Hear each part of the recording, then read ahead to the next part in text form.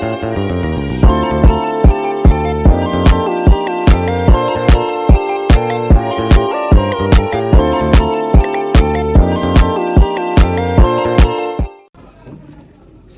warahmatullahi wabarakatuh. Kami dari kelompok Frontier kelompok Frontier perbatasan antara Papua dan Papua Nugini. Jadi langsung saja. Sebenarnya apa sih itu Frontier? Frontier atau perbatasan adalah salah satu manifestasi yang terpenting dari kedaulatan teritorial. Perbatasan menurut Arifin di sini adalah mengandung pengertian sebagai pembatas suatu wilayah politik dan wilayah pergerakan. Sedangkan wilayah perbatasan mengandung pengertian sebagai suatu area yang memegang peranan penting dalam kompetisi politik antar dua negara yang berbeda. Permasalahan yang cukup signifikan dari daerah perbatasan di Indonesia adalah keterisolasian dan ketertinggalan tingkat perkembangan wilayah, pengelolaan sumber daya alam masih kurang optimal, dan rendahnya ketersediaan kualitas dan kuantitas sumber daya manusia. Studi kasus yang kami ambil adalah perbatasan darat antara Papua dan Papua Nugini. Papua Nugini terletak di pegunungan dan hutan yang lebat di sepanjang wilayah perbatasan. Sebagian besar perbatasan darat ini belum sepenuhnya terdefinisi dengan jelas dan masih ada area yang belum dijelajahi atau diakses dengan mudah. Kondisi geografis yang sulit di wilayah perbatasan Papua dan Papua Nugini menjadi faktor yang mempengaruhi aksesibilitas pengelolaan sumber daya alam dan dinamika sosial ekonomi di wilayah tersebut, seperti pegunungan yang dimana sebagian besar perbatasan ini berada di wilayah pegunungan yang sulit diakses, seperti pegunungan Jayawijaya dan pegunungan Stark di Papua Nugini. Pegunungan ini merupakan bagian dari pegunungan tengah Papua yang merupakan salah satu daerah pegunungan tertinggi di dunia di luar di Himalaya. Hutan hujan merupakan perbatasan yang ditutupi oleh hutan hujan tropis yang lebat yang belum terjamah. Hutan ini merupakan habitat berbagai spesies flora dan fauna endemik yang langka, termasuk burung cendrawasih. Sungai dan dataran rendah. Perbatasan dinominasi oleh pegunungan, terdapat juga sungai besar dan dataran rendah di sekitarnya. Sungai ini menjadi jalur penting bagi aktivitas transportasi dan perdagangan lokal. Keanekaragaman hayati. Wilayah perbatasan ini dikenal keanekaragaman hayati yang tinggi baik di darat maupun di laut. Ada berbagai spesies tumbuhan dan hewan yang hidup di wilayah ini, termasuk beberapa spesies yang belum teridentifikasi secara ilmiah. Vulkanik dan gempa bumi di wilayah ini sangat aktif secara geologis dengan keberadaan gunung berapi dan aktivitas gempa bumi yang sering terjadi. Hal ini menciptakan tantangan tambahan dalam infrastruktur dan pemukiman di sepanjang perbatasan.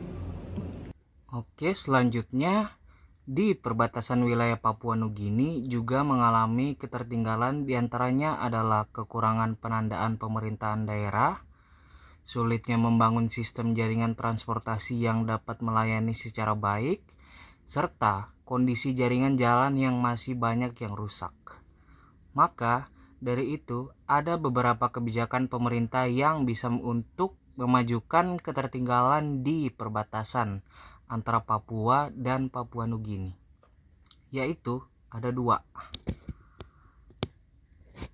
Yang pertama, meningkatkan infrastruktur dan aksesibilitas, meningkatkan pembangunan infrastruktur di wilayah perbatasan, termasuk jalan, jembatan, bandara, dan pelabuhan, untuk meningkatkan aksesibilitas dan konektivitas antara daerah perbatasan dengan wilayah lainnya, memperluas jaringan transportasi dan komunikasi untuk memfasilitasi perdagangan, investasi, dan pertukaran sosial ekonomi antara kedua sisi perbatasan.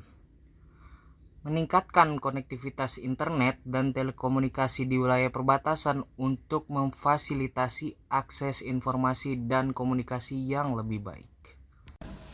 Ya, selanjutnya ini yang kedua tuh pengembangan ekonomi dan pemberdayaan masyarakat. Memberikan pendidikan dan pelatihan keterampilan kepada masyarakat di wilayah perbatasan untuk meningkatkan kualitas tenaga kerja dan peluang kerja, serta mendorong koperasi dan usaha mikro, kecil, dan menengah atau UMKM di wilayah perbatasan untuk meningkatkan perekonomian lokal. Nah, melalui kerjasama antara pemerintah, swasta, dan masyarakat dapat dilakukan berbagai proyek pembangunan dan pengembangan di wilayah-wilayah tertinggal, seperti contohnya di perbatasan antara Provinsi Papua dan Papua Nugini. Nah, meskipun banyak upaya yang dilakukan, pembangunan frontier di Indonesia masih merupakan tantangan yang kompleks. Kendala seperti keterbatasan aksesibilitas, kurangnya infrastruktur, dan minimnya SDM masih perlu diatasi.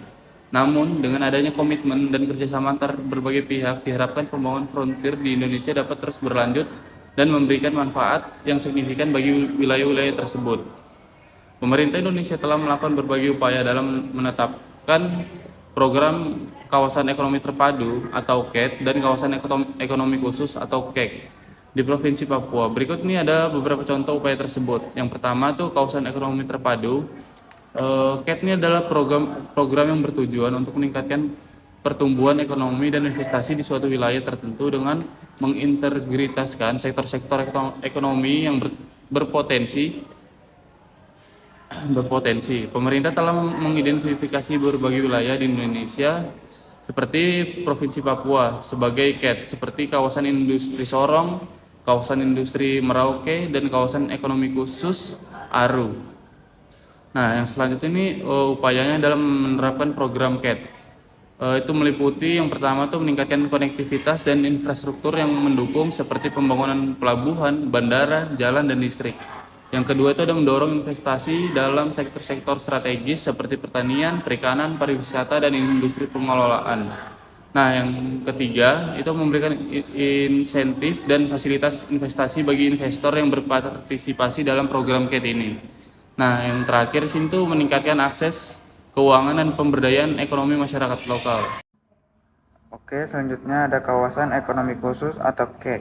KEK adalah program yang menetapkan wilayah tertentu dengan regulasi dan insentif khusus untuk mendorong investasi dan pengembangan sektor ekonomi yang spesifik.